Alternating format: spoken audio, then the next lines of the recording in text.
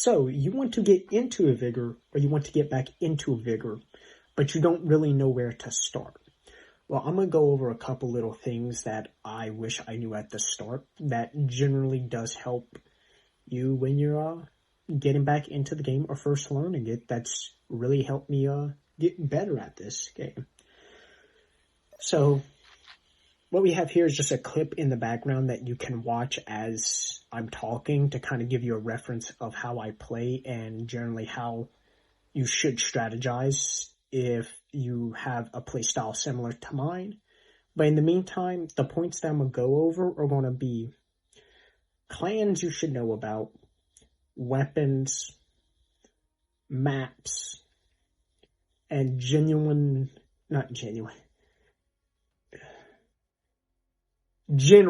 knowledge that you should know about the game. Alright, so first things first, we want to talk about the groups that you can find in the game. The most common ones are, of course, just random groups of friends that either are playing or they found through a post and are playing as a group. These are what you find in any of your games that you're playing with your friends, or if you're going lone wolf. Now, the actual solidified groups that I know of that you're more than likely going to encounter as a starter after your first couple matches, especially if you start doing good, is M2E and AAO. I think that's right. Yeah, AAO. These are, or they were, two of the bigger clans that Vigor had in it. They're both good, but if you get into a game, it's best to try to avoid them, especially AAO. Because I will say this, M2E is one of those groups that has started to die out. So they just kind of take people in every now and then of whoever they can get. And that includes sometimes cheaters or just playing with cheaters to help keep their skill up and that they're on top. But AAO is just, they're just some of the better players out there. I'll say just outright, it's, unless you're getting on a team with AAO, it's best to just try to avoid them, especially if you're new, because they know movement in this game, they know how to shoot, and they will, 9 out of 10, unless you get lucky and get lucky headshot on them after ambushing them, they're going to beat you if you're by yourself. So with that said, though, we're going to go over some guns that can help give you a bit of an edge without people calling you trash, because how dare you use the easiest gun.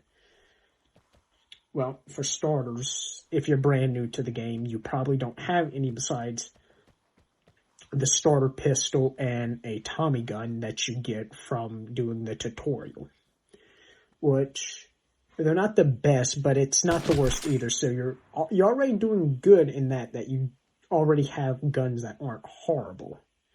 But what you're going to want to do is load up yourself into an encounter with a Tommy gun and maybe 40 bullets, I'll say that, and just go to any point of interest, especially the container, to get yourself a better gun. The main guns you're looking for that I find are really beginner friendly are your rifles and your shotguns. Specifically the Remy or the KS-23 for the shotguns, because the others are, how can I put it, they're a bit funky.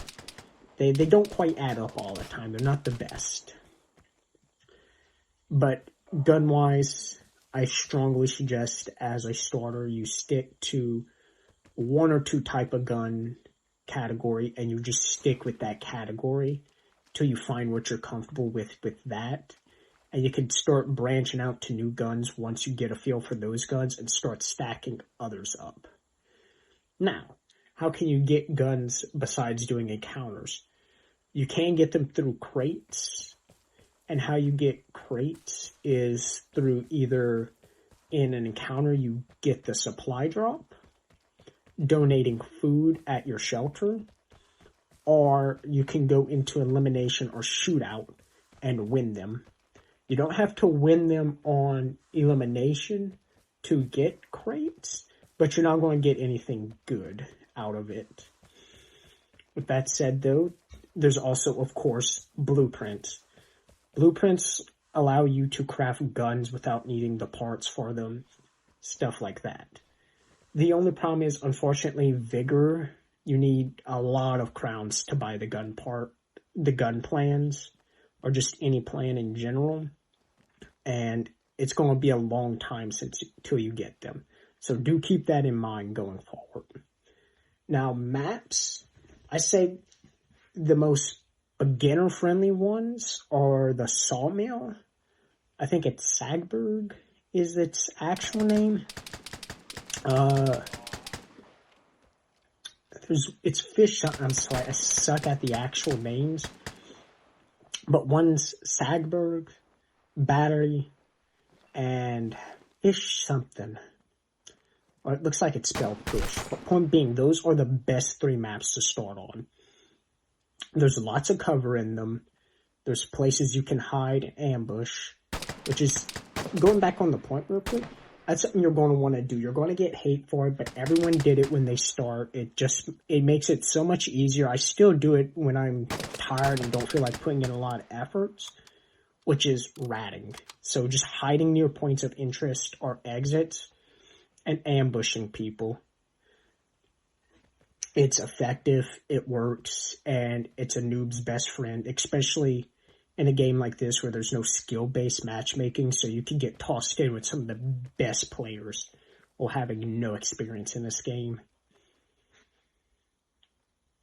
Now, general knowledge is consumables and some guns can be found in locations for maps. Most healable consumables will be found in little green boxes that have medical or a cross icon on it.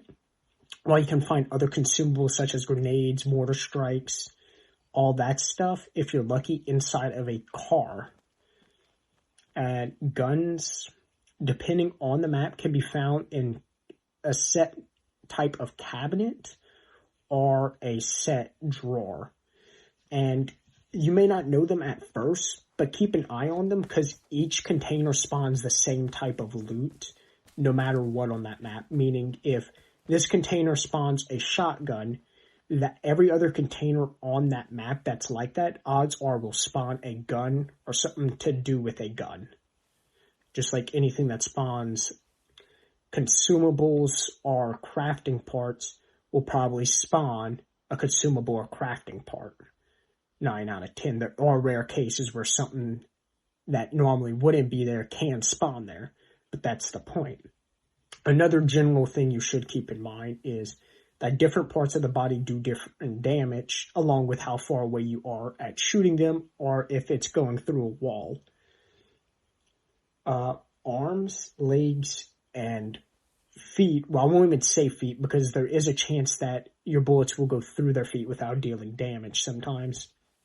Take very reduced damage. Chest takes normal damage. They can wear a vest, so keep that in mind. A vest can block the bullets. It will not protect their arm, legs, or head, just their chest. And a headshot, even with a vest, of course, is an instant kill. And lastly, most calibers cannot go through walls or doors, so keep that in mind.